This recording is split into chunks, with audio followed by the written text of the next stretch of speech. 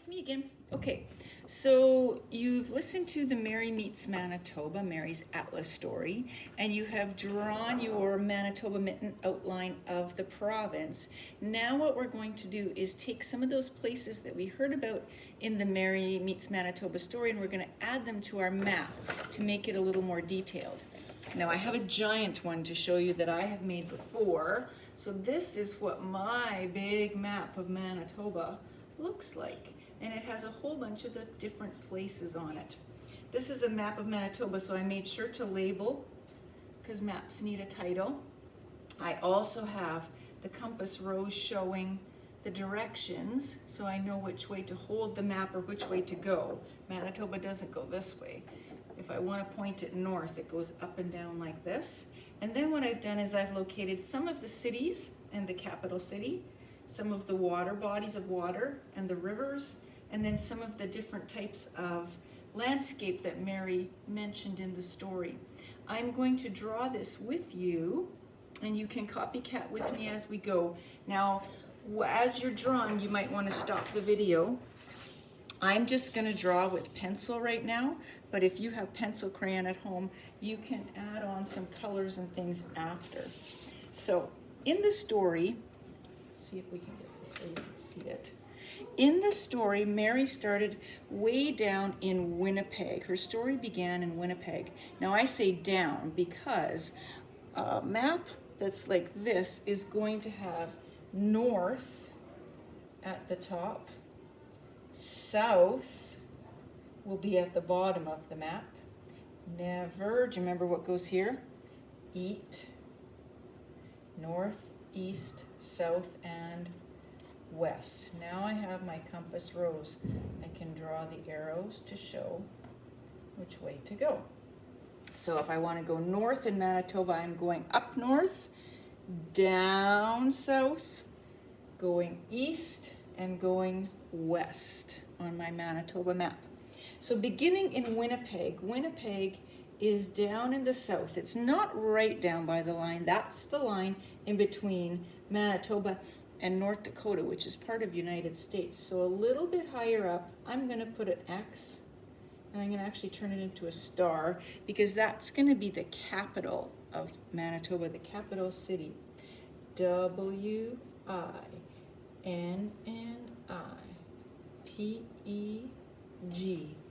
Winnipeg. Now I have Winnipeg labeled. That will help me locate Winnipeg. Remember the forks, it's where the two rivers meet. So I'm going to draw a river coming up from the United States. Now rivers are a little bit wibbly and flowy, so I'm going to draw that wibbly flowy line. That's the Red River. And I'm going to draw a river coming from this way, and they're going to meet in Winnipeg. That's the Assiniboine River. Assiniboine and the Red. They meet at the forks, and they flow as one river north. And they flow up just before that curve, or that corner on the line of the map here, and they flow into our biggest lake. And that big lake is called Lake Winnipeg.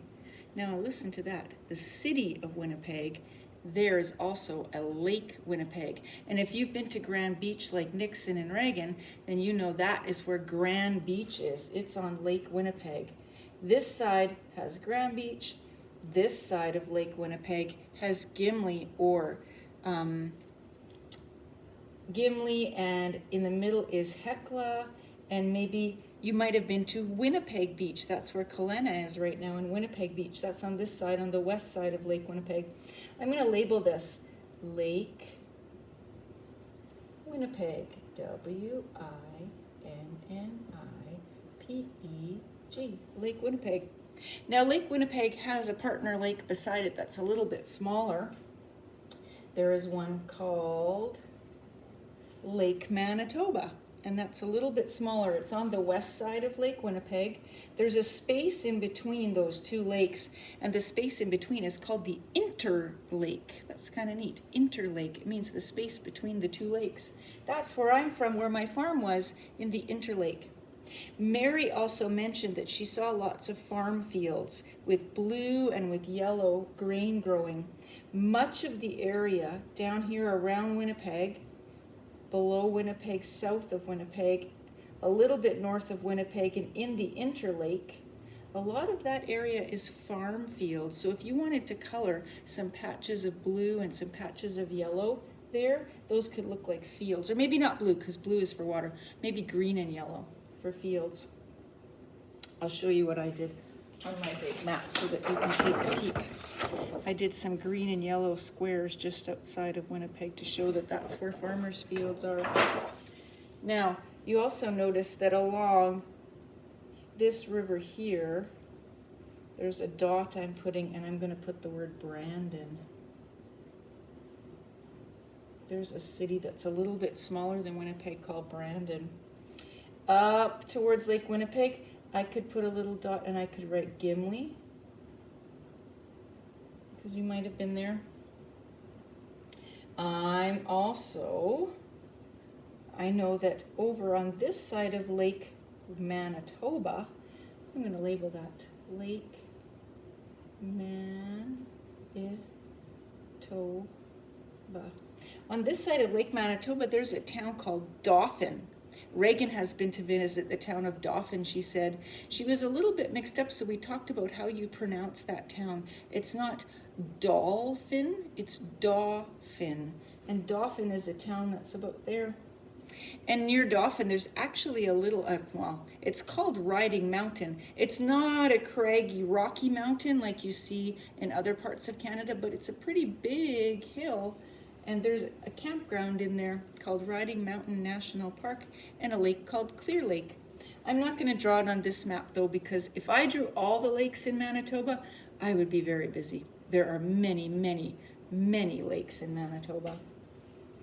As Mary traveled north trying to find the Blue Boys' torch, she left Lake Winnipeg and she kept on going north on another river, because the river and all the water in Manitoba flows up like this towards this rumply edge here. This rumply edge is actually part of the ocean, and it's called Hudson Bay. Hudson Bay. And Hudson Bay was where Mary met the whales, the beluga whales, and she got to see the polar bears. The polar bears were up here. This is called the Nelson River.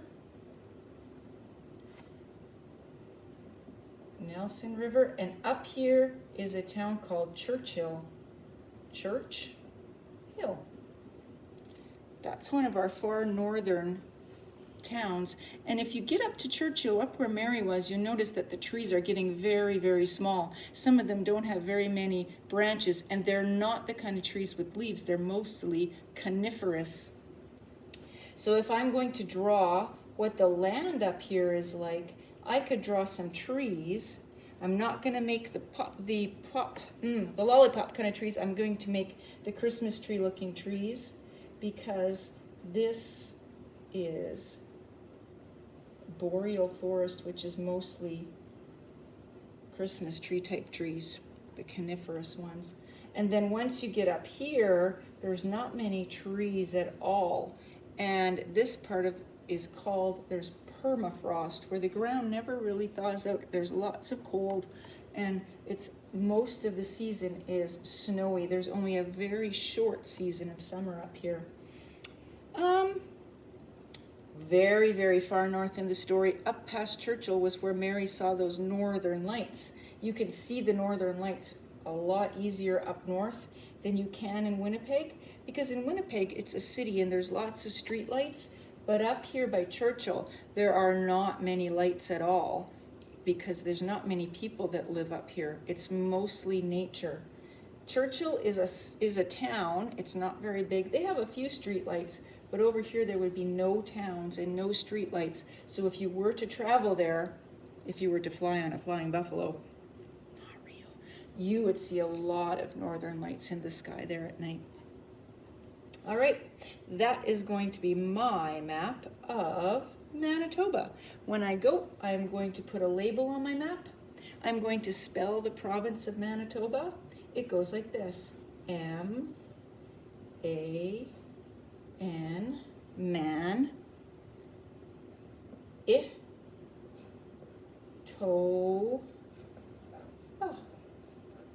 Manitoba. That's my map of Manitoba. You might want to add a few more things on your map if you've been to some other places. You could interview your parents, or you could look on Google Maps and see if you can find some more places to add to your map where you've been in Manitoba. Happy mapping! And when you're finished making your map, can you upload a picture to Seesaw and show me? All right. I will also upload a picture of my big map so you can take a peek at it if you want to add some more of my details. Thanks for watching, guys. Bye. Happy mapping.